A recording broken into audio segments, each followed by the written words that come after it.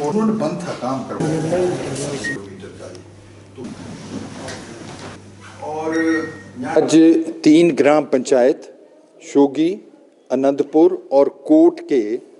जो वहाँ के जो किसान, ये जो 4 लेन बन रही है लास्ट फेज में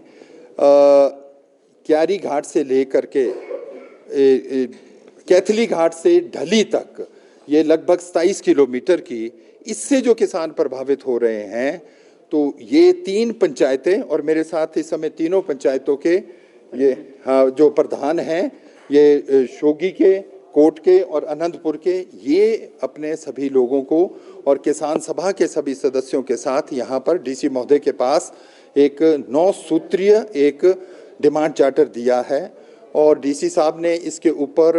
आश्वस्त किया है कि विद इन फ्यू डेज इसके ऊपर ठोस रूप से कार्रवाई की जाएगी। इसमें मुद्दा ये है कि जो इस समय 2 कंपनियां इसके अंदर काम कर रही है, तो वो मॉडल कोड ऑफ कंडक्ट के समय का ये लगभग जो कम से कम 2.25 महीने तक चलेगा, क्योंकि एडमिनिस्ट्रेशन इस समय व्यस्त है। तो ये सोचते हैं कि इस समय कोई रेगुलेटरी कोई इनके ऊपर चेक नहीं होगा, तो ये इस समय जो काम कर रहे हैं वो रात को भी कर रहे हैं। इन्होंने फ्लड लाइट्स लगाई हुई है और उसके माध्यम से जितनी भी डेब्रिस है वो लोगों के खेतों में, पानी के सोर्सेज के अंदर, घासनियों के अंदर जा रही है और सारी जमीन खराब हो रही है। एक्विजिशन अगर किसी की 1 बीघा हुई है तो उसमें कम से कम 2-3 बीघा एक्स्ट्रा जो इनकी जमीन है वो उसके अंदर खराब हो रही है। उस एरिया के अंदर इतनी धूल निकलती है जिसके ऊपर कोई स्प्रे नहीं किया जाता, जिसके माध्यम से वहाँ पर जो इनकी जो ये कृषि करते हैं, सब्जियां उगाते हैं, या जो कुछ हॉर्टिकल्चरल ट्रीज हैं, फॉरेस्ट्री है, या वहाँ पे जो घास है वो भी उस एरिया के अंदर उग नहीं रही है। और वहाँ जो टनलिंग हो रही है उसके अंदर जो ये केमिकल यूज कर रहे हैं वो पानी के सोर्सेज में मिल रहे हैं और कोट पंचायत के जो 2 सोर्सेज है उससे अफेक्ट हुए हैं। और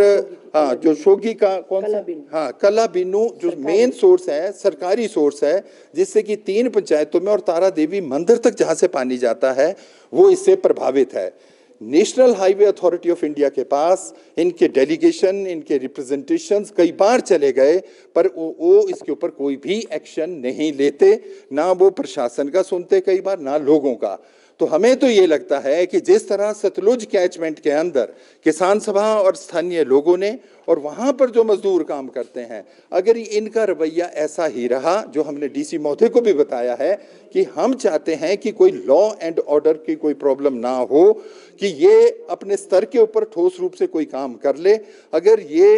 अगले 10 या 15 दिन के अंदर इसके ऊपर ठोस कार्रवाई नहीं हुई, जो स्थानीय लोग हैं इनके काम को वहाँ पर रुकवा देंगे। ये स्थानीय लोगों का मानना है, हम 4 लेन के खिलाफ नहीं है, मगर अगर वहां पर कम से कम 8 से 10 के करीब जो गांव हैं और उनके लिए कोई रास्ता ही नहीं होगा, जो 4 लेन जहां से बन रही है उसके जो दोनों तरफ लोगों के खेत और मकान आ रहे हैं, उसमें क्रॉस करने के लिए कोई रास्ता देने या सुनने के लिए भी आज ये तैयार नहीं है।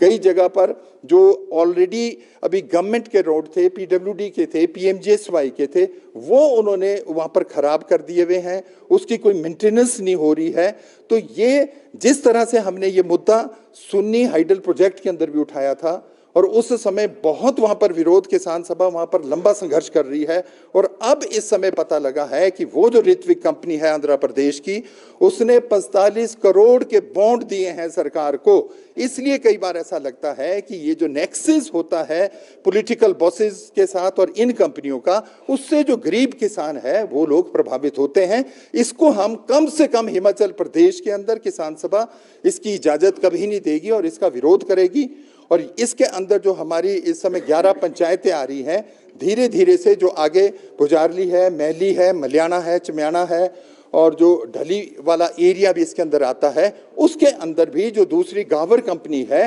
वो भी अगर ठीक कई जगह पर उनके भी जो इश्यूज उठे हैं, तो ये एक बड़ा आंदोलन बनेगा इस एरिया में। हम चाहते हैं कि जल्दी से जल्दी 4 लेन बने, पर not at the cost of the local people, क्योंकि उन नॉर्म्स को इनको मानना पड़ेगा। Bureau report, city channel, Shimla.